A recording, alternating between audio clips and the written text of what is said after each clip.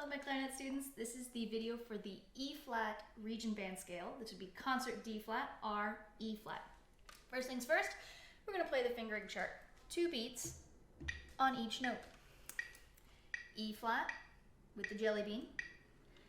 A flat, keep your fingers covered. Oops, I'm going to pause this for a second. Keep your fingers covered down here. I'm going to wiggle my fingers so you can hear. It does 2 things. Number 1, it makes it easier to transition from B flat to C, and also it makes it sound better.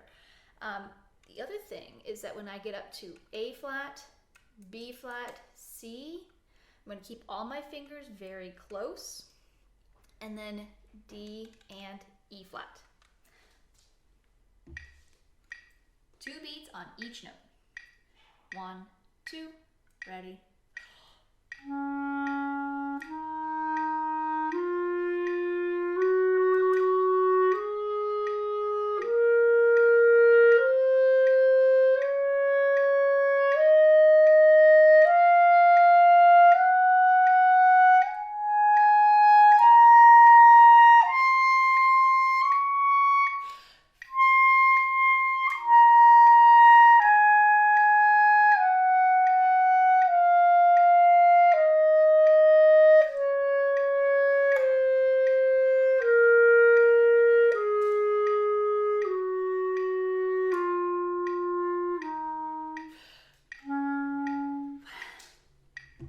I was challenging myself to see how far I could go without taking a breath.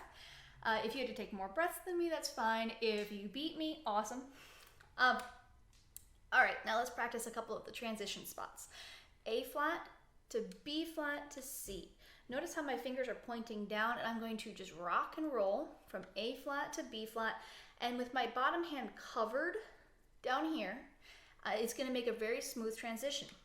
Now, a lot of times I will hear clarinet players play going up perfectly and then stumble coming down. It is just as important to learn your scale coming down as it is going up.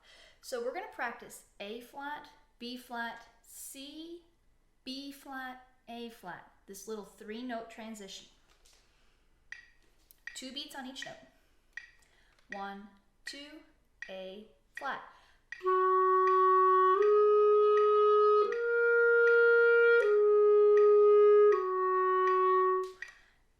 Now you'll notice I even kept some of these fingers down. It's okay. Is it a cheat? Yeah. Is it smart to do? Yeah. Then on your own, practice that transition between the B flat and the C.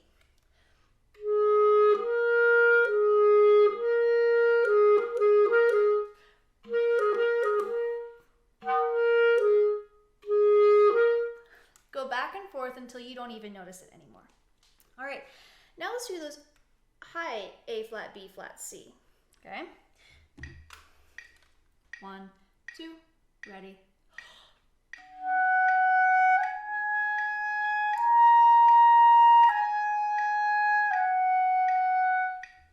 Now, you may have had what we call a ghost sound.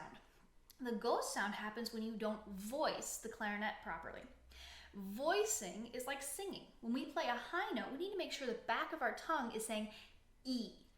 When you say the letter E, the back of your tongue goes up and the front comes down. You make this nice little slide for your air to come out.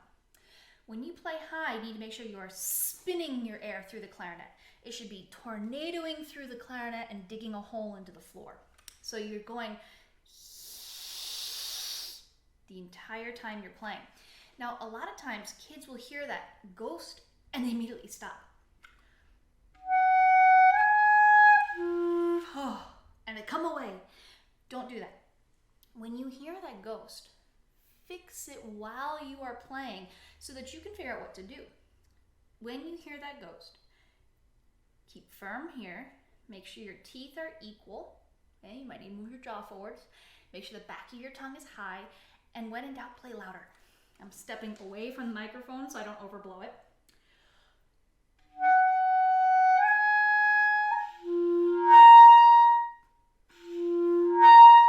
Can you hear it goes, "Oi"? Now to change it from the ghost to the actual sound, all I'm doing is I'm bringing my jaw forwards and going. The other part, make sure your clarinet is leveraging against your teeth. If your nose is down, listen to what happens.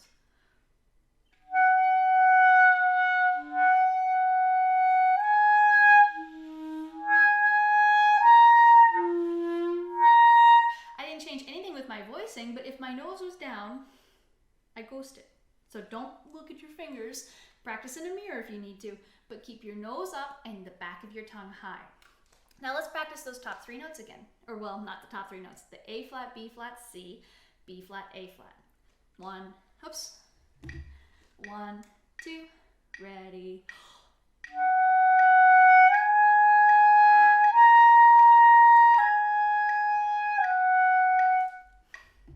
Another transition place where we can get some weird sounds is between the A flat to B flat.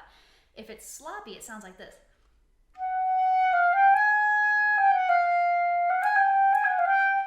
We don't want that. We just want 2 sounds.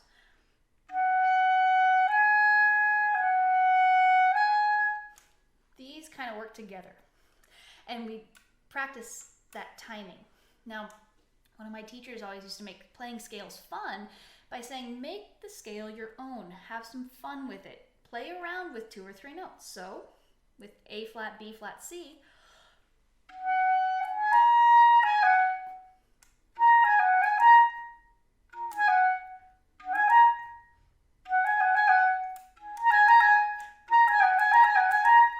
and play around with it. Make it your own. You can even throw in some articulation.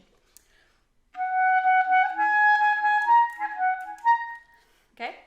Now, these next couple of notes, the ones that go above C, C to D, and I'm showing you these now because when I play, my fingers are going to be pretty close. You might not be able to see it. And then E flat with the little sliver key. Okay? 2 beats. And again, if you get the ghosting sound, don't stop playing, but raise the back of your tongue and blow big air. 1, 2, set.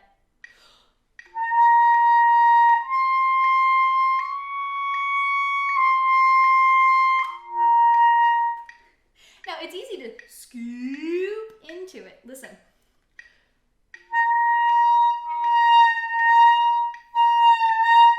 You can do sirens.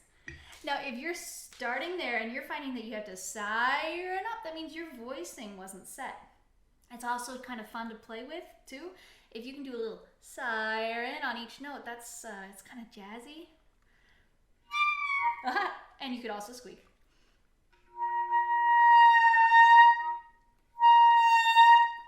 We want the higher sound. Practice with a tuner, okay? You don't want to be flat. Flat is when your jaw is low and your tongue is low and you're not set here.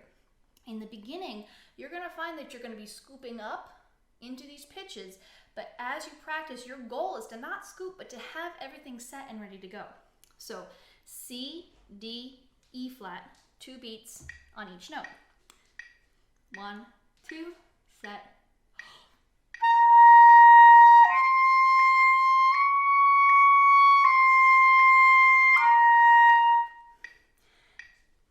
When you come back down to the C, it's also common to ghost because after you hit that high E flat and you come down, you want to relax.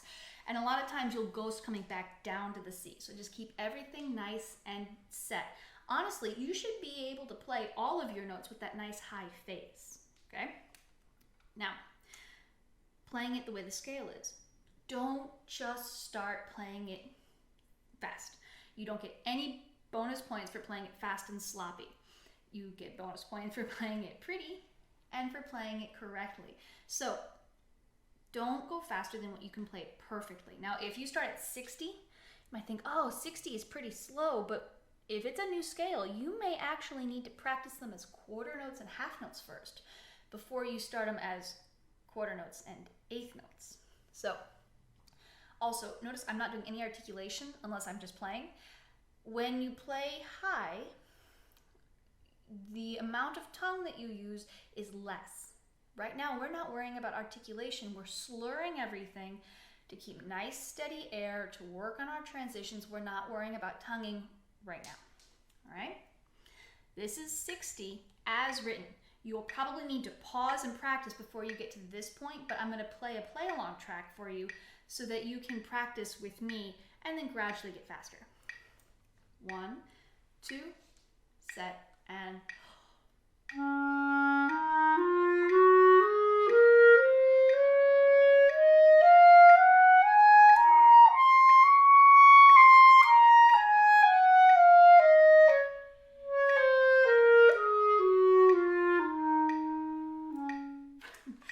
And again, I'm playing around. You shouldn't do that in the audition. Now, you want to make scales pretty. You want them to sound like a song. You don't want any bumps or squeaks or squawks. Play as slow as you need to make it pretty. Now, the last thing we are going to do is we're going to talk about tonguing. The higher you go, the softer you tongue. If I'm tonguing a low note, I can use quite a bit of tongue. I can pretty much make the reed touch the edge of the mouthpiece. When I go higher, if I do that, it's going to thud. We do not want thuds.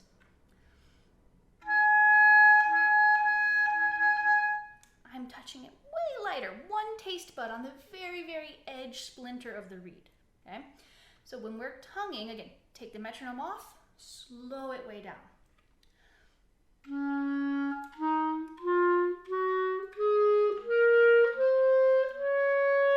And then get even gentler with your tonguing. You might even miss a tongue because you're going so gently, brushing the edge of the reed, not slapping. Okay?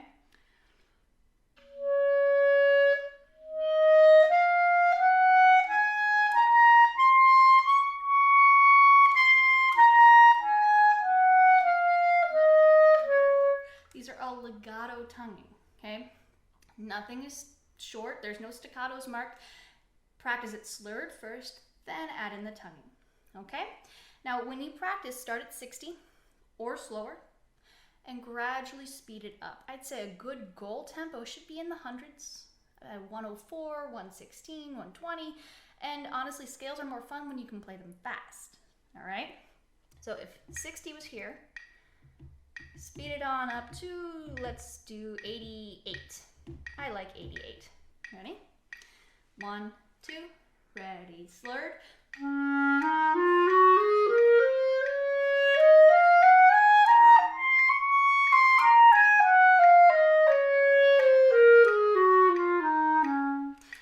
And then let's go a little faster to 104.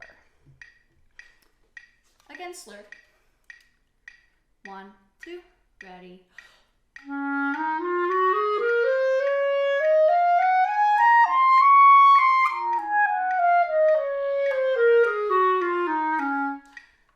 And I was afraid of overloading the microphone. I backed down a little bit coming down. I wasn't happy with that. You need to be picky with yourself. I'm gonna do it again. If you make a mistake, redo it. The idea is you have to do it 3 times in a row, perfect, without messing up. So that means if you play it twice and then you mess up on the 3rd time, it resets to 0 and you try to do it over again. So I'm gonna do it again. 1, 2, ready.